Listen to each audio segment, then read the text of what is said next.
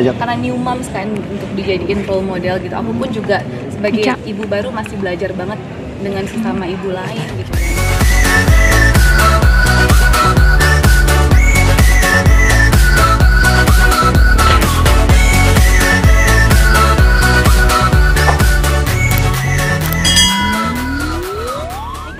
Dibilang bahwa Isa ternyata suka banget sama tempe nih dari Maki di kandungan sampai sekarang lahir. Itu sebenarnya memperkenalkan makanan yang sederhana tapi sehat ke Isa sendiri seperti apa sih? Nusantara, turunan dikit.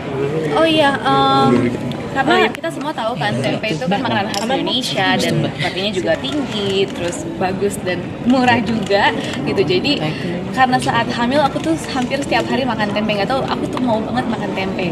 Terus pada saat Isa mulai empati, aku cobain tempe sekali ke Isa tuh bisa makan banyak banget tempe itu. Jadi menurut aku tempe adalah makanan favoritnya dia. Dia bisa makan nasi pakai tempe aja kalau misalkan dia lagi bosan makan apapun. Selain tempe apalagi nih?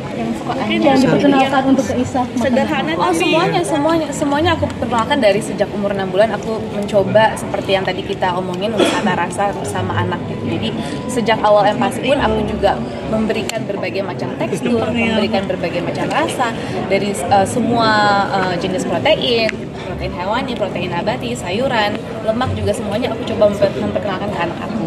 Jadi sekarang pun Isa sudah bisa makan apapun yang aku makan sama Indra di rumah gitu. Jadi kita bisa makan makanan rumah sama-sama.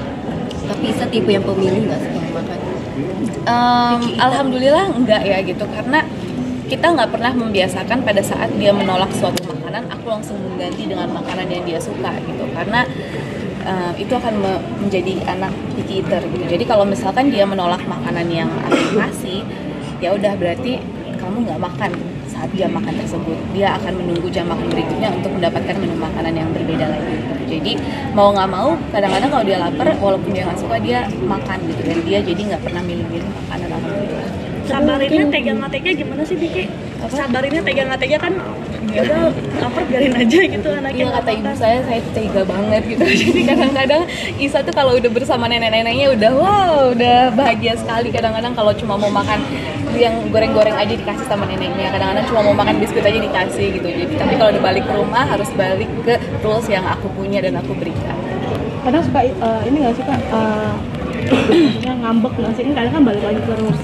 Ibunya yang tadinya sama neneknya dibebaskan, terus ada ngambek-ngambeknya nggak sih kalau untuk bisa kayak rewel atau gimana? Enggak sih, tapi kadang-kadang paling ya menolak makan nih. Kalau menolak makan ya udah berarti nggak makan.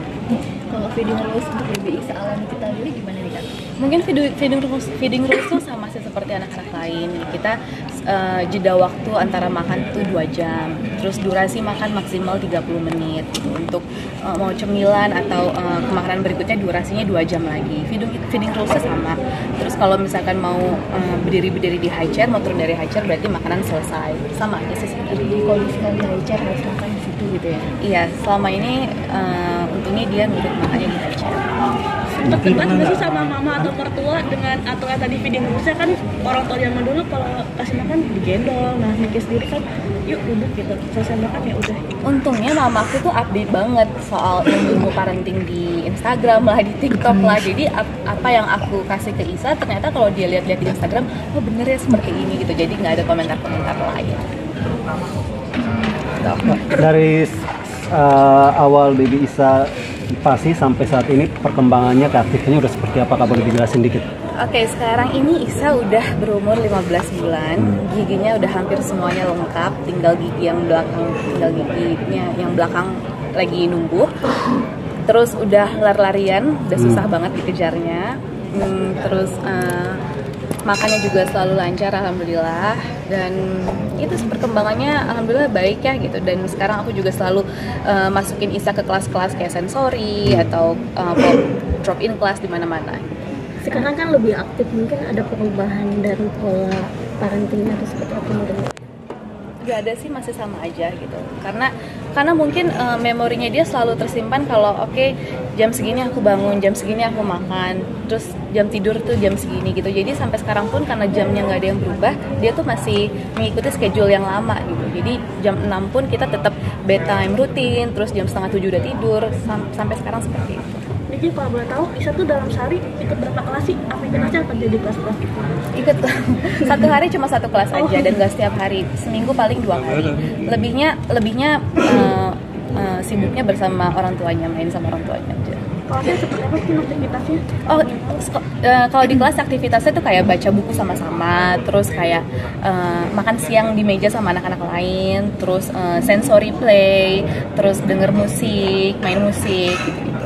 Ada satu sehari tuh berapa jam? Apakah ditemani juga sama Niki atau Niki meninggalkan? Aku temenin kalau kelas kayak sekitar 1,5 jam. Niki bicara soal mungkin sebentar lagi Hari Anak Nasional. Kamu sendiri memperingati Hari Anak Nasional seperti apa dan memilikinya seperti apa? Ya mungkin dengan memberikan harapan-harapan untuk seluruh anak-anak di Indonesia, semoga anak Indonesia bisa tumbuh menjadi anak yang bahagia dan menjadi anak yang sehat untuk generasi penerus kita. Niki kan sekarang kalau kelihatan kan cheerful banget nih ngurus anak, tapi pernah nggak sih ngalamin stres ngurus anak gitu kan, atau gimana nah? Pernah dong, pasti pernah gitu. Walaupun memang karena mungkin aku berakting dari umur 8 tahun kali ya, jadi kalau misalnya di depan anak tuh kayak senyum, iya nggak apa-apa. Cuma kalau misalkan udah anak nggak ada di depan kita, sama juga kayak ibu-ibu lain, kayak marah, nangis kadang-kadang kalau malam-malam sama aja sih. Tapi ada me time nggak sih kita kalau di tengah kesibukan kayak gitu ngurus anak? Makanya aku melakukan bedtime rutin anak-anak tuh, makanya aku melakukan bedtime rutin Isa jam 6.30 supaya Isa udah tidur jam 6.30, terus kita bisa me time gitu. Aku bisa nonton sama suami aku gitu, atau enggak kita bisa dinner, atau enggak aku bisa nonton sendirian di living room gitu. Itu menurut aku sangat me time ya buat seorang ibu. Nonton udah sederhana. Iya, sederhana banget. Untuk waktu sendiri tanpa anak tuh juga me time. Kalau kegiatan bapaknya sama Baby Isa apa aja mungkin? Sorry? Kegiatan bapaknya? Karena Indra tuh selalu berusaha dinner di rumah sama Isa. Jadi kayak jam 5 dia tuh udah pasti di rumah untuk dinner sama Isa. Karena kan jam makan bersama anak itu bener-bener sangat bermanfaat sekali ya. Terus kalau hari Minggu kita tuh pasti family time, kita bertiga bisa pergi kemana. Jadi kan hal-hal yang mengganggu pikiran bukan cuma dari Baby Isa, tapi kan dari luar juga ada gitu kan. Membagikan hal-hal itu supaya nggak berpengaruh ke Baby Isa seperti apa? Pasti berbeda lah, nggak akan berpengaruh sama sekali gitu, karena